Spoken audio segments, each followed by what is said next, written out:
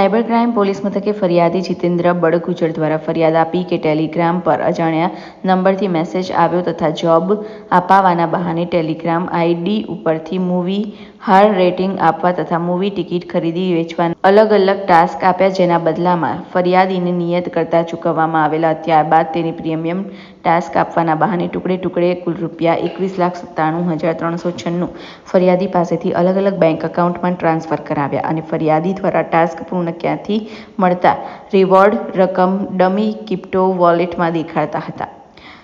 ફરિયાદીએ crypto વોલેટમાંથી રૂપિયા withdraw કરવાનો પ્રયત્ન કરતા રૂપિયા વિથડ્રો થયા નહીં આપી છેતરપિંડીની ફરિયાદ આપતા તેનો દાખલ કરાયેલ ગુનો આરોપીઓ વિરુદ્ધ ભોપાલ ખાતે ફરિયાદ દાખલ થયેલ હોય અને ટ્રાન્સફર વોરંટના આધારે અટકાયત કરી આગળની કાર્યવાહી હાથ ધરાઈ છે. અગાઉ આ ગુનામાં 7 આરોપીઓની ધરપકડ થઈ છે.